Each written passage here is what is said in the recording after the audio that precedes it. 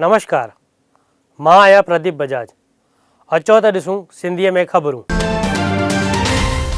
करुणानिधि जो थियो देहांत, प्रधानमंत्रीअ शोक प्रकट कयो। तमिलनाडु जो अॻूणो मुख्यमंत्री ऐं द्रमक जो अध्यक्ष श्री एम करुणानिधि जो देहांत थियो आहे। इहो ॿुधी करे माण्हुनि जा टोला अस्पताल जे ॿाहिरि गॾु थिया हुआ ऐं घणनि ई माण्हुनि खे रोअंदे ॾिठो वियो हो। उन्हनि जी देहांत ते प्रधानमंत्री श्री नरेंद्र मोदीअ दुख ज़ाहिर कयो आहे ऐं प्रधानमंत्री अॼु उन्हनि जे अंतिम दर्शन करणु पहुता हुआ।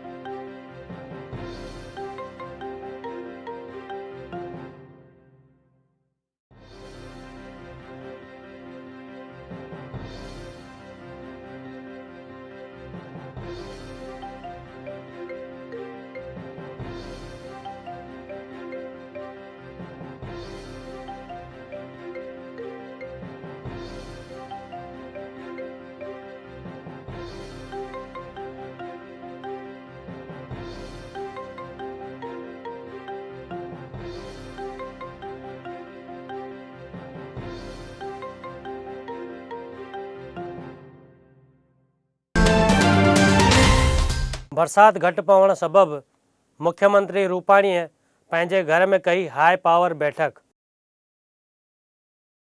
राज्य में बरसात घटि पवण सबबि सरकार खे हाणे चिंता थी रही आहे।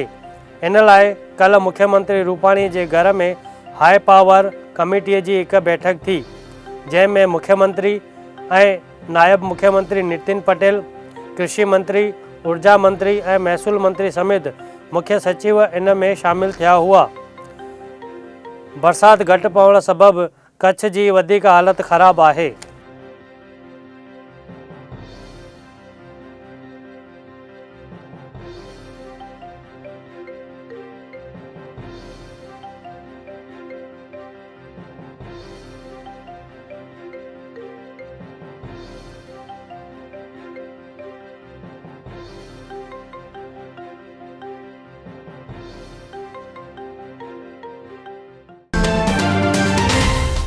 सुप्रीम कोर्ट एनआरसी जे अधिकारियुनि खे ॾिनी चेतावनी। आसाम में एनआरसी जे मुद्दे ते एनआरसी जे कोऑर्डिनेटर प्रतीक हजीला अंग्रेजी अख़बार खे ॾिनल इंटरव्यू ते सुप्रीम कोर्ट अधिकारियुनि खां पुछियो त तव्हां कहिड़े आधार ते चयो त कहिड़नि दस्तावेज़नि जो वेरिफिकेशन थींदो। तव्हांजो कमु एनआरसी तयारु करण जो आहे, को बि इंटरव्यू ॾियण जो न आहे। इहो कोर्ट जो अनादर आहे। तव्हांखे जेल छो न मोकिलियो वञे।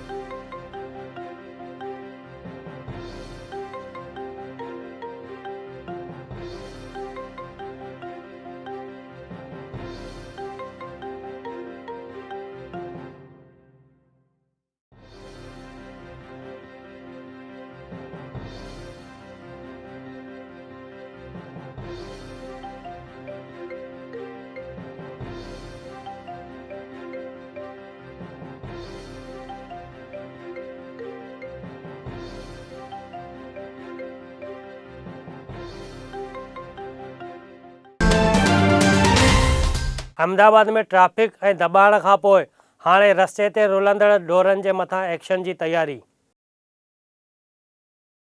अहमदाबाद में रुलंदड़ ढोरनि जे मामले में हाई कोर्ट सरकार खां जवाब घुरियो आहे त म्यूनिसिपल कॉर्पोरेशन ऐं सरकार रुलंदड़ ढोरनि मथां कहिड़ी कार्रवाई कई आहे। अॻे जॾहिं हाई कोर्ट ट्रैफिक मुद्दे ते सरकार खे फटकार लॻाई हुई त सरकार जो एक्शन चालू थी वियो हो। हाणे कोर्ट ढोरनि ते सरकार ऐं म्यूनिसिपल कॉर्पोरेशन खे फटकार लॻाई आहे।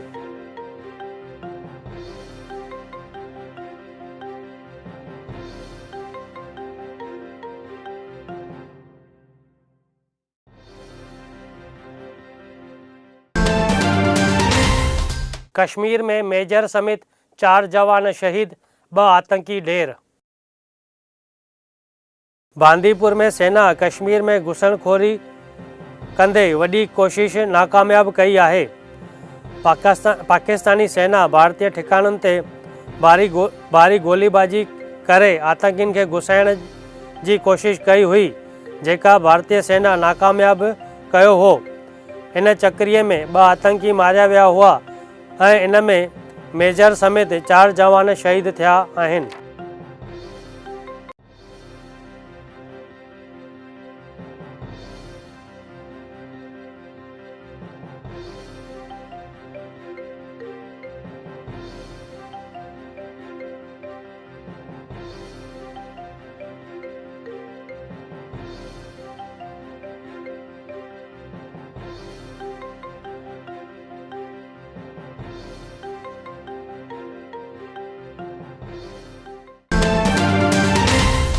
शादीअ लाइ अबू सलीम खे न मिली पैरोल। ॼाण मूजिबि मुंबई हाई कोर्ट गैंगस्टर ऐं 1993 बम ब्लास्ट में ॾोहारी अबू सलीम खे पंहिंजी शादीअ लाइ पैरोल जी अर्ज़ीअ खे ख़ारिज कयो आहे। हिन पंहिंजी शादीअ लाइ 45 ॾींहंनि जी पैरोल जी मांग कई हुई।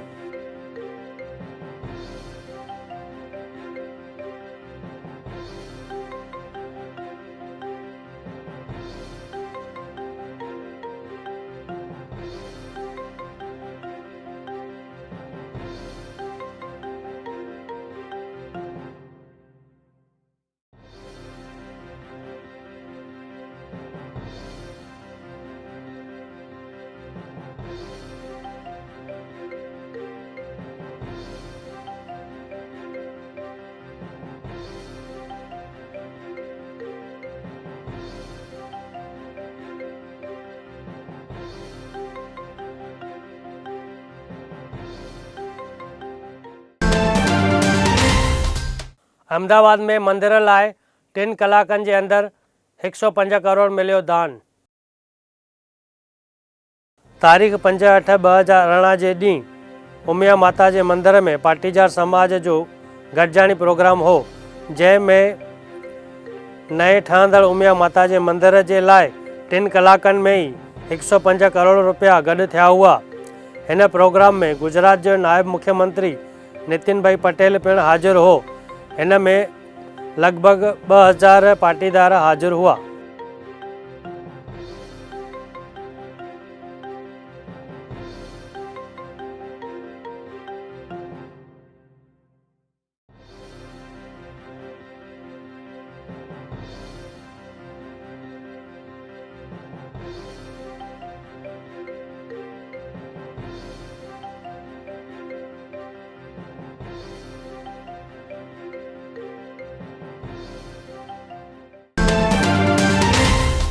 रापर जे गागोदर में थियल हत्या जो राज खुलियो। रापर जे गागोदर में थियल हत्या जो राज खुलियो आहे। एलसीबी जी टीम हिकु महिला खे पकड़ियो आहे। हिन औरत जे घोट इहा हत्या कई आहे। इहो पुलिस जी तपास में खुलियो आहे। मृतक जो हिन महिला सां ग़लति रिश्तो हुओ, जंहिं करे हुन जे घोट हिन जो खून करे छॾियो हो। पुलिस ॾोहारीअ खे पकड़ण जी कवायत तेज़ कई आहे।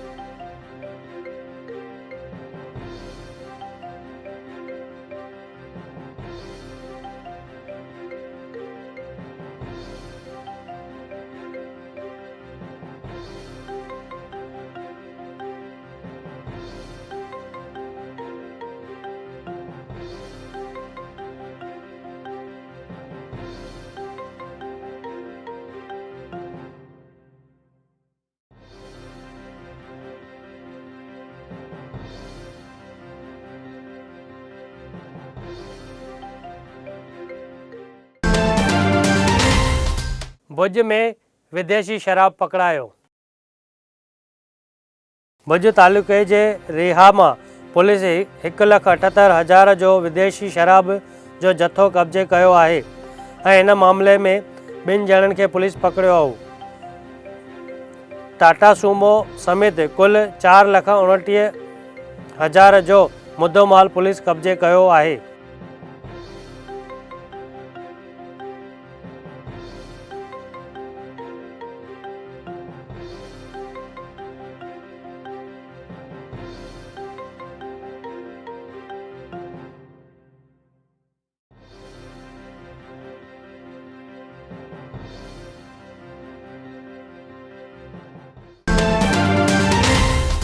कच्छ में पीअण जे पाणीअ जी तंगी थी सघे थी।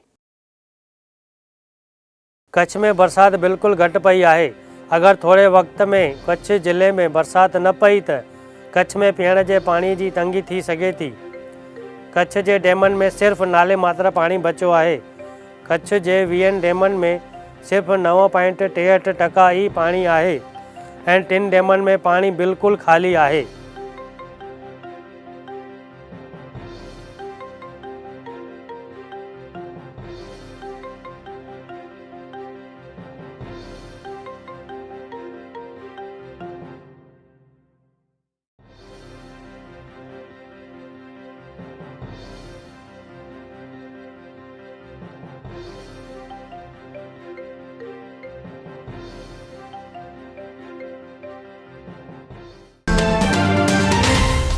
भुज में थी पुलिस जी ड्राइव।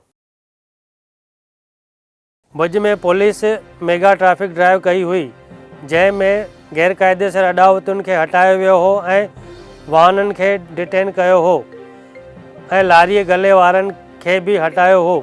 पुलिस शहर जे लॻभॻि सभिनी विस्तारनि में ड्राइव कई हुई।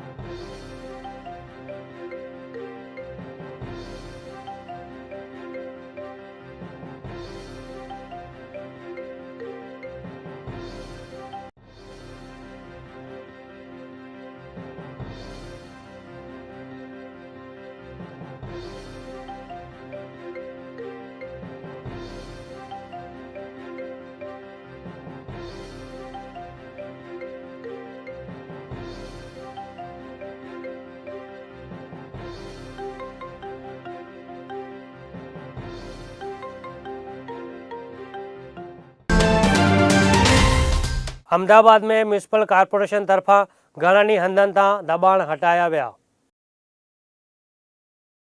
अहमदाबाद म्यूनिसिपल कॉर्पोरेशन तरफां घणनि ई इलाक़नि में दॿाण हटाइण जी कार्रवाई शुरू कई आहे ऐं केतिरनि ई जॻहियुनि ते पब्लिक ऐं कॉर्पोरेशन जे अधिकारियुनि जे विच में ॿोलाचाली थी आहे।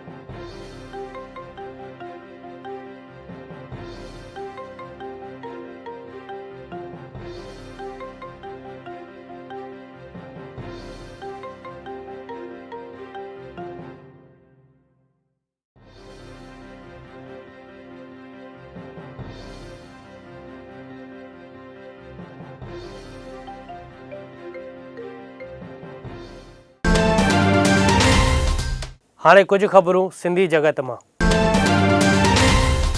भावनगर में म्यूनिसिपल जी कार्रवाईअ जो थियो विरोध।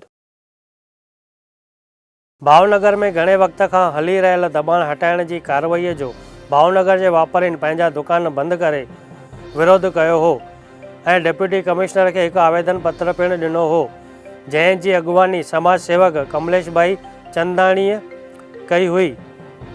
हिन चयो त 2 ॾींहंनि जे अंदरि बंदि थियल वापार चालू थियणु घुरिजे, न त ॿी हालत में आंदोलन जी बि धमकी ॾिनी आहे।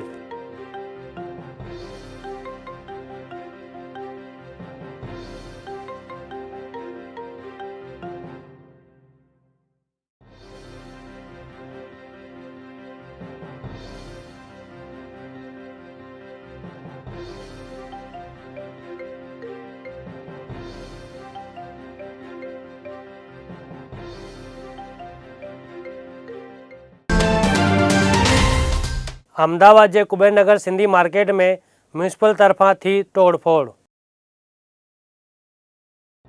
अहमदाबाद के कुबेरनगर में आयल सिंधी मार्केट में एमसीए तरफा दबाण हटाइण की कार्रवाई शुरू कई है, जैमें घणनि ई दुकाननि खे नुक़सान थियो आहे ऐं इन ॻाल्हि जे करे वापारियुनि में गुस्सो ॾिसण में अचे थो ऐं इन्हनि जो ईअं बि चवणु आहे त इन में वधि नुक़सान सिंधी वापारियुनि जो थियो आहे।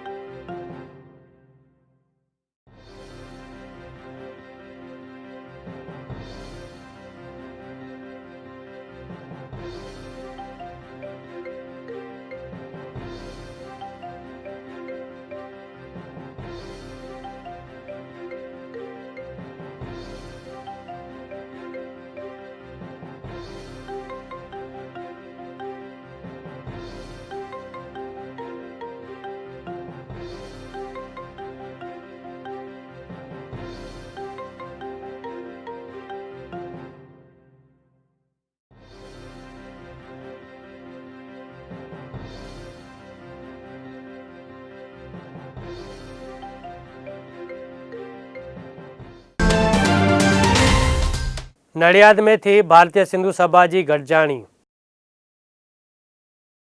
ताजोई नडियाद में भारतीय सिंधु सभा तरफा एक सिंधी समाज से गॾिजाणी रखी वही हुई, जैमें प्रदेश प्रमुख श्री मुकेश लखवाणी, प्रदेश उपाध्यक्ष श्री मुरली भोजवाणी, प्रदेश महिला प्रमुख अंजलि वाधवाणी और राष्ट्रीय उपाध्यक्ष श्री गौतम सम्राट हाजिर ॾिनी हुई। नडियाद जा काउंसलर श्रीमती हेमा सचदेव पिण इन में हाजिर रही हुई।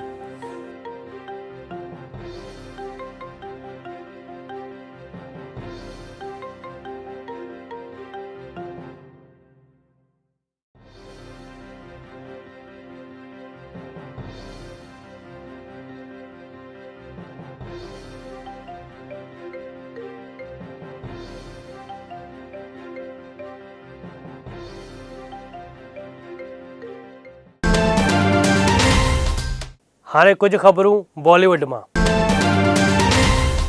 अजय देवगन खां थी भुल।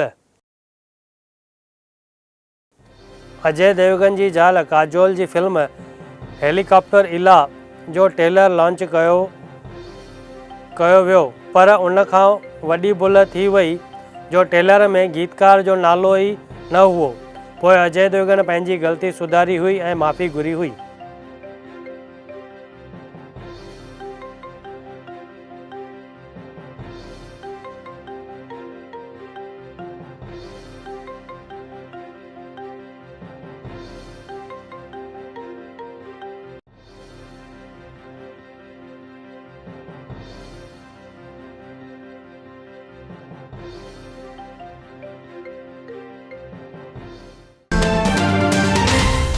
अक्षय कुमार के आमिर खान जी फिल्म में साइड रोल जे लाइ कयो वियो इनकार।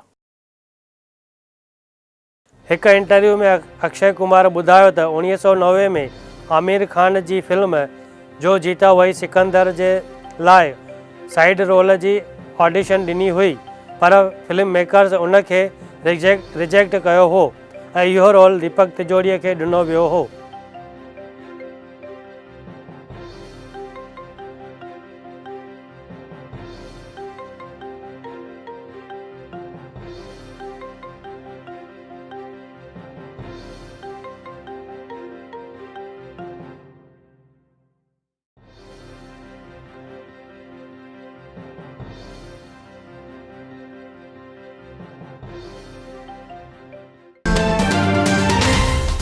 सुल्तान फिल्म चीन में रिलीज़ थींदी।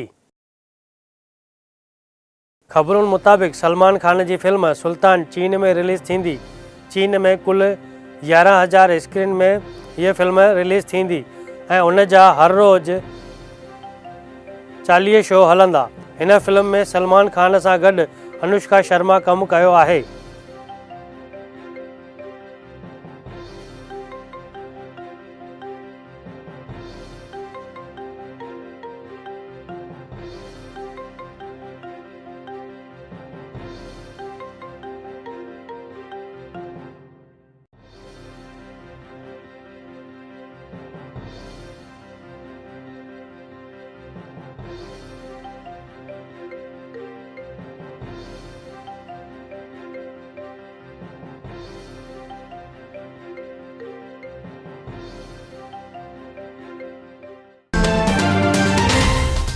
हाणे शेयर बाज़ार जो हाल।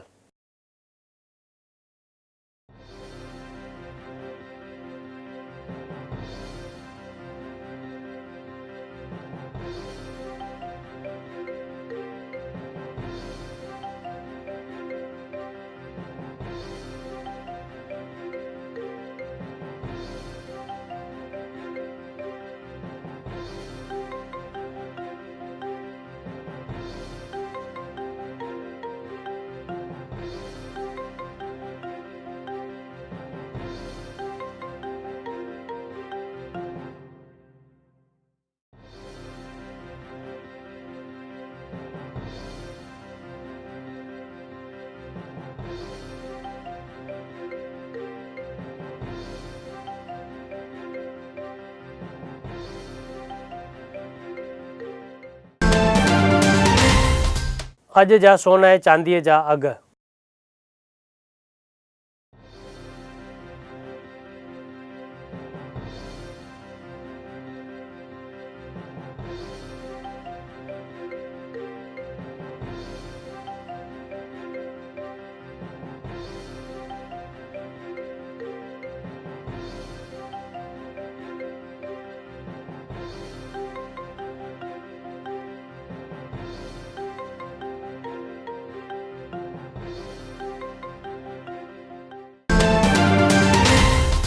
दोस्तों, ही हुयूं सिंधीअ में ख़बरूं। वरी मिलंदासीं सुभाणे साॻिए ई वक़्तु। तेसिताईं ॾिसंदा रहो सिंधी TV।